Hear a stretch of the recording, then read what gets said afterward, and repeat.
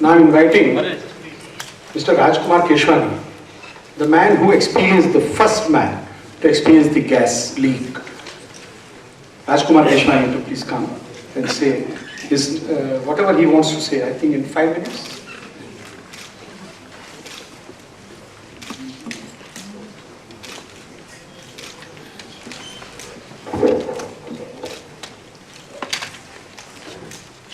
Honorable Chair and friends, how my city Bhopal has been tagged with death and disease. We, the half of the city population, are identified as victims or survivors of the Bhopal gas tragedy. What have we done to earn such painfully unpleasant sobriquets? The answer to my mind is that we are paying for our inability to fight against the injustice. The injustice in our everyday lives, which we just ignore to attain our wrongly placed individual priorities. I am not propounding any new theory by making a statement like this. In fact, I am trying to create a space for myself to narrate my story of Bhopal, where I tried very hard to prevent the disaster from happening, but failed. I failed because the people whose lives were at the stake could not appreciate my warnings about an impending disaster. They thought it was impossible because it has never happened before anywhere in the world. While those who had a better understanding of this issue and what I was saying were the people who were actually the beneficiaries of the carbide largesse. It included the government officials and their political masters in the state. I, being a journalist, started my investigations in Union Carbide in December 1981, when one of my friends working at that plant, Muhammad Ashraf, died in result of a phosgene exposure. After a thorough research of 9 months, I was in a position to say that the safety was being compromised in the Union Carbide plant just to save some money, and that certainly is going to kill someday the entire population of the Bhopal city. On September 17, 1982, I published my first story, Bachaiye Huzur, is Shehar Ko Bachaiye. Another one on 1st October 1982, Jwalamukhi Ke Muhane Par Baitha Bhopal. 4 days later, after this story, on October 5th, there was a minor MIC gas leak from the plant. Some residents in the nearby colonies had to actually run away from their houses for a while. But even that did not bring in a realization. I shouted at the top of my voice with a heading, "Na samjhoge to aakhir mit hi jaoge."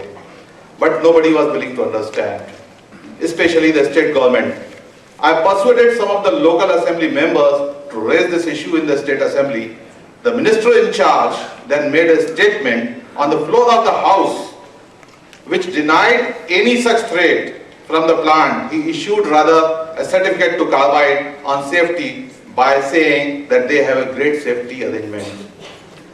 In desperation, I wrote a few letters, first to the Chief Minister and then to the Chief Justice, Supreme Court of India. But unfortunately, this too did not work. They never responded to my request to intervene and save the people of Bhopal. And finally came the apocalyptic night of December 2nd in 1984.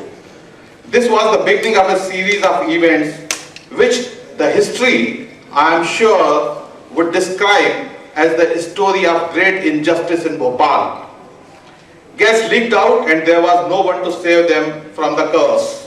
Those who could reach hospitals found the doctors without any clue as to how to treat them. even after 25 years, no one has an exact idea how to go about that. They wanted the perpetrators of the crime to be punished. The rulers provided a safe passage back home in US to the main accused, Warren Anderson. People wanted to sue the guilty, and the government took away their rights to sue the Calvite.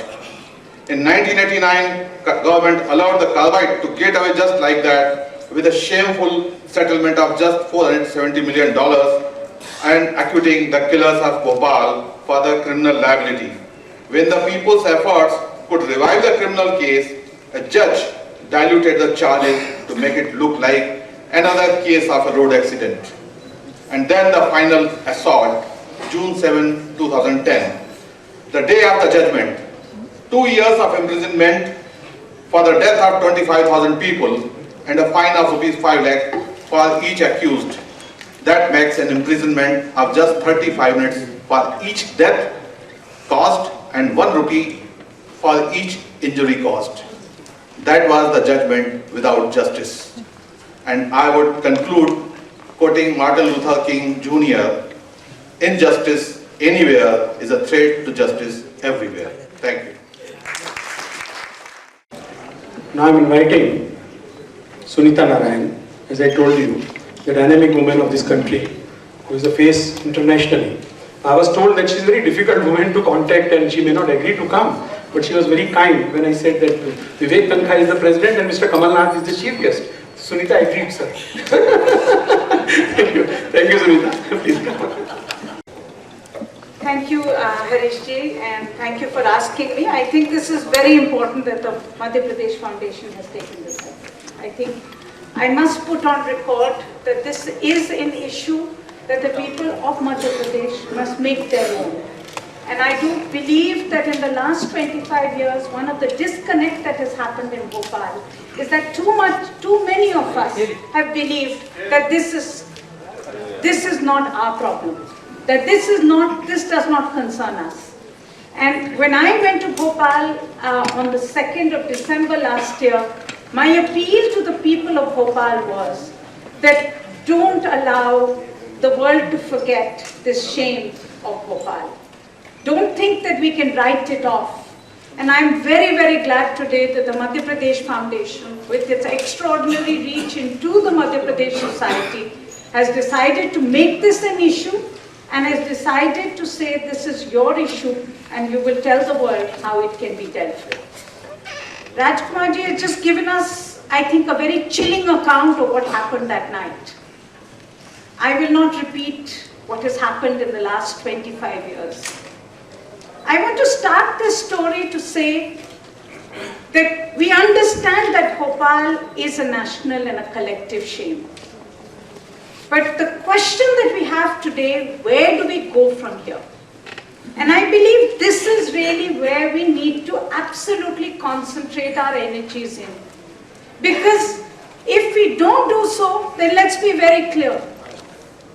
What is the kind of actions that have happened by very honorable people?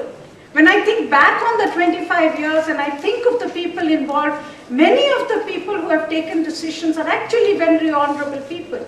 But those decisions were taken. Things did go wrong and they continue to go wrong.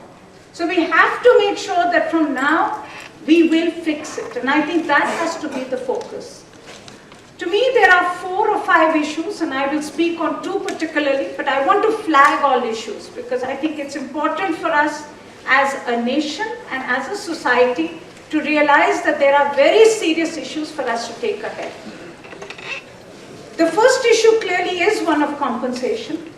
The activists in Bhopal have made it very clear that they are not happy with the GOM recommendations on the compensation because it is, as this symposium says, too little, too late.